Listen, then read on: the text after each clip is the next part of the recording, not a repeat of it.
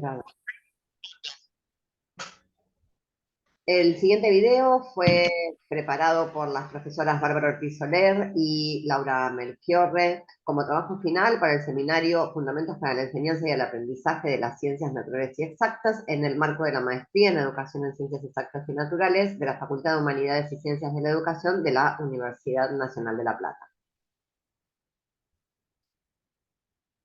Las consignas de este trabajo es hacer un análisis sobre un artículo.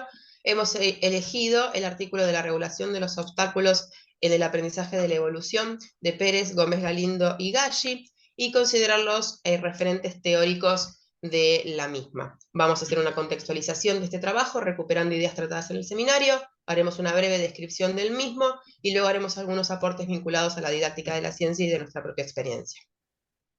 Estructuramos este análisis en torno a las 5 dimensiones que se pueden diferenciar en las 5 clases que compusieron este seminario.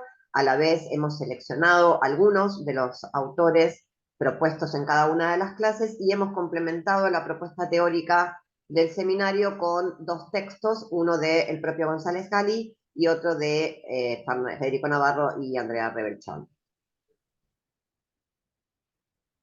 Este trabajo se trata sobre la regulación de los obstáculos epistemológicos en el caso de la aplicación de una propuesta didáctica que está enmarcada en la tesis doctoral de Gastón Pérez. El objetivo de esta investigación es construir una explicación general o teoría a partir de la organización y el análisis sistemático de los datos recolectados mediante esta secuencia didáctica y ver cómo opera la regulación de los obstáculos epistemológicos a la hora de el aprendizaje del modelo de evolución por selección natural y del modelo de especiación alopátrica.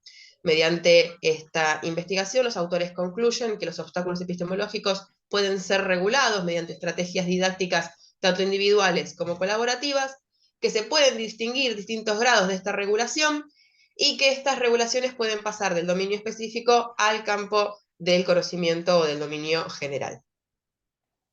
Bien, para abordar entonces la primera dimensión, referente a los estudios metacientíficos y la enseñanza de las ciencias, hemos seleccionado una analogía que es usualmente utilizada por Agustín Aduriz Bravo en sus charlas y trabajos, que lo que presenta son como 3 conceptos fundantes, de ahí que él utiliza la imagen de las 3 gracias, que deberían subyacer a todas las prácticas de enseñanza. Estos aspectos fundantes o disciplinas fundantes responden a las preguntas ¿cómo enseñar ciencias naturales?, que cae en el dominio de la didáctica de las ciencias naturales, ¿qué ciencia enseñar?, dominio de la naturaleza de la ciencia o epistemología de las ciencias, y finalmente la mirada de la historia de las ciencias, que responde a la pregunta ¿cómo sabemos lo que sabemos?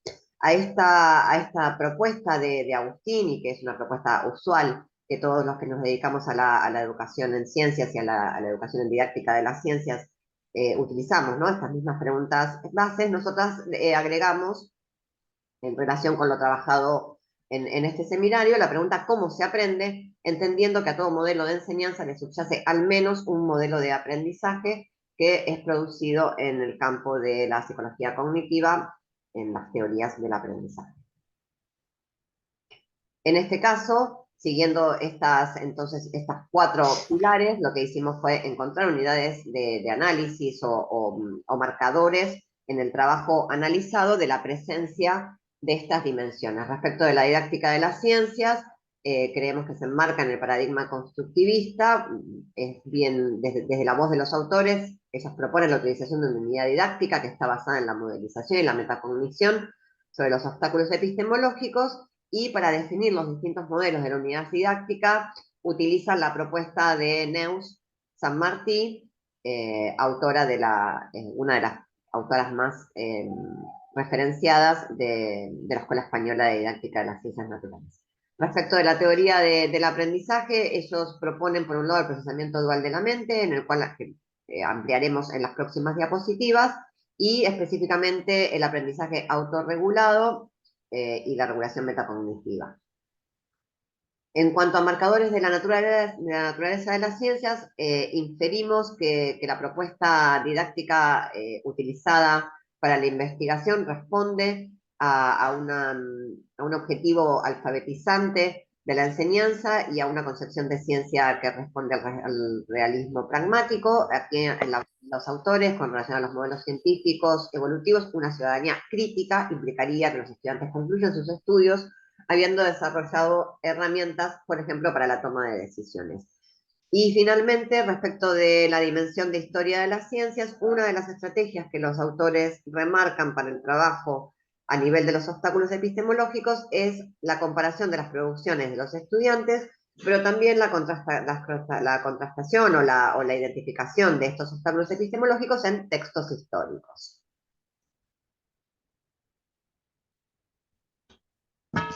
Dentro de lo que son los aspectos centrales que caracterizan a la ciencia, otro de los ejes que estuvimos trabajando en este seminario, vemos las pautas metodológicas y axiológicas. En este punto destacamos que este trabajo está posicionado en una visión de la ciencia que responde al realismo pragmático, en contraposición con las visiones positivistas y de formas de la ciencia que analizamos en las primeras clases. En palabras de los autores, ¿sí? Este realismo pragmático se denomina así porque no se trata de una copia idéntica de la realidad, sino que se trata de una construcción modelizada de los fenómenos que intentamos dar respuesta, y que estos modelos son inevitablemente parciales, son perfectibles, son construcciones humanas. Pero también hablamos de que es un racionalismo porque está enmarcado en criterios que son relativamente objetivos y fiables, que están enmarcados en pautas sólidas epistemológicas que le dan un criterio de validez. No hablamos de verdad, pero sí de validez, y que están consensuados por la comunidad científica por esa razón.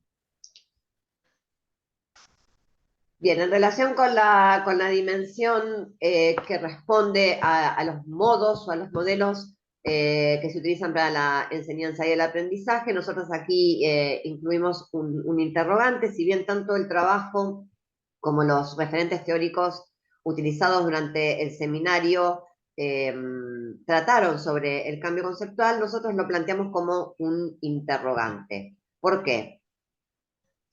Nosotros hablamos entonces de vasta evidencia empírica que muestra que el cambio conceptual no siempre es logrado, no solo con instrucciones que sean a lo mejor de un enfoque tradicional, sino también en aquellos que buscan un aprendizaje significativo, que buscan un cambio conceptual, no lográndolo frecuentemente. Es por eso que este trabajo hace hincapié en que este cambio conceptual no siempre se logra y no debe ser la meta muchas veces en muchos de los conocimientos, de muchas de las enseñanzas, porque es imposible en muchos casos esperar que este cambio ocurra por la naturaleza dual de la mente, de la que hablaremos más adelante. Entonces se propone un modelo que en este caso sea complementario y que plantee la regulación, más que el cambio, la regulación, el poner en conciencia la existencia de estas formas de pensamiento que obstaculizan nuevos aprendizajes, pero que van a coexistir en la matriz de pensamiento, en la matriz cognitiva de los aprendientes.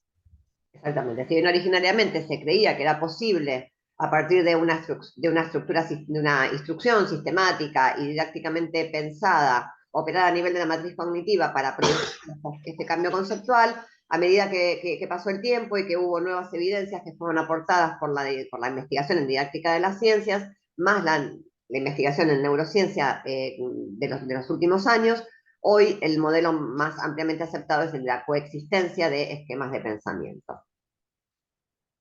Definimos entonces nosotras que más que un aprendizaje significativo hay aprendizajes significativos, ¿verdad? Y lo que proponemos en esta diapositiva es una reestructuración del mapa trabajado en el marco del seminario. Nosotros vamos a partir de una matriz cognitiva que es aquella de nuestros estudiantes, las concepciones que estos traen, no hablamos de ideas previas, no hablamos de concepciones alternativas, sino hablamos de concepciones que ellos traen, que son igual de valiosas que otras y que forman parte de su subjetividad, de sus particularidades y de haber atravesado el mundo y haberlas construido. Hablamos de formas y tipos de aprendizaje, como estuvimos trabajando con los autores como Moreira.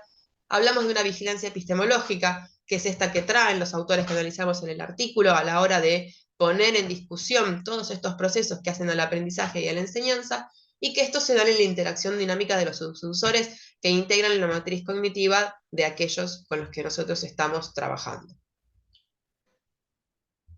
Bien, y entonces ahora sí hacemos foco en el nodo del trabajo analizado, que tiene que ver con la regulación metacognitiva como una herramienta de aprendizaje significativo. Fíjense que los autores hablan, como dijimos antes, de complementar la perspectiva del cambio conceptual con la de la vigilancia epistemológica. Como dijimos antes, este cambio conceptual es difícil de lograr, dado que la mente opera de una manera dual, existiendo una ruta intuitiva y una ruta razonada. Frente a una situación que se presenta a una persona, esto no es solo de los estudiantes, sino que es de cualquier persona, primero, de lo que se va a echar mano para resolver esa situación va a ser de una ruta intuitiva, que va a estar integrada por un pensamiento que frecuentemente es lineal, reduccionista, entre otras cosas, que no necesariamente va a estar en consonancia con los modelos científicos que explican ese mismo fenómeno con el que se ha encontrado esa persona. Por otro lado, va a estar la ruta razonada, la cual requiere poner en conciencia aprendizajes que estén relacionados con la instrucción, en este caso científica. Esa ruta requiere un mayor esfuerzo cognitivo, requiere habilidades cognitivas más elevadas, por lo tanto, es una ruta que debe ponerse en conciencia para su utilización, mientras que la otra es la más inmediata para su uso. Bien, y el puente entre estas dos rutas es la regulación metacognitiva. De allí la relación también entre las teorías del aprendizaje y los aportes de la didáctica. El término regulación corresponde al patrón temático de la teoría del aprendizaje autorregulado, propuesta por autores como Zimmerman y Clay, perdón, y entonces en este caso es la acción activa sobre sobre los procesos de pensamiento que los estudiantes realizan, lo que permitiría la coexistencia de estos dos esquemas o estas dos formas de pensamiento que relacionamos con la ruta intuitiva y con la ruta razonada. Bueno, Dentro de los, perdón, dentro vale. de los obstáculos epistemológicos que encontramos en la enseñanza de la evolución, entendiendo los obstáculos epistemológicos como modos de razonar propios de los sujetos y que entran en conflicto con el conocimiento científico, encontramos muchos. Es un clásico para dar ejemplos de obstáculos epistemológicos, la enseñanza de la evolución. Este artículo se centra en uno, la teleología, aquellos pensamientos que encuentran una finalidad en el proceso evolutivo, que los caracterizamos como el pensamiento de que los seres vivos evolucionan o se adaptan o mutan para sobrevivir. Estos obstáculos se caracterizan por ser transversales, por aplicarse a muchos campos del conocimiento, por ser funcionales, ser útiles para la persona que los utiliza y por entrar, como dijimos bien, en conflicto con el conocimiento científico. Los autores señalan 3 tipos de procesos de regulación metacognitiva mediante su investigación. Un señalamiento del obstáculo epistemológico mediante ponerle una palabra, mediante ponerle una categoría lingüística, que puede ser explícita o implícita, una regulación individual compleja, que es la que realiza el propio sujeto, y una regulación social, que es la que puede realizar un sujeto sobre la de otro u otros. Bien, y aquí encontramos el puente entre la regulación metacognitiva de los obstáculos epistemológicos y el lenguaje, que nos muestra que es imposible escindir pensamiento del lenguaje. Por eso traemos esta frase de los doctores Navarro y Rebelchón, que nos muestra que aprender es también aprender un lenguaje, que reescribimos con nuestro propio lenguaje de pensamiento los distintos modelos, y de allí la relevancia que el trabajo a nivel de los obstáculos epistemológicos requiera de su explicitación y de su tratamiento lingüístico. Esto como lo han Para dar hecho. algunos ejemplos, para dar algunos ejemplos de los señalamientos lingüísticos que se hicieron en este trabajo, vemos que en el señalamiento explícito se crearon 2 categorías, que son ponerle nombre y apellido al obstáculo epistemológico. En un caso, los estudiantes de esa muestra eligieron pensamiento de cambio generado por un propósito o pensamiento de necesidad. Este uso, como nos advierte Sutton, del lenguaje de una manera interpretativa, es el que media este nexo entre las 2 rutas que, por ejemplo, ya mencionamos antes, de la ruta intuitiva y la razonada.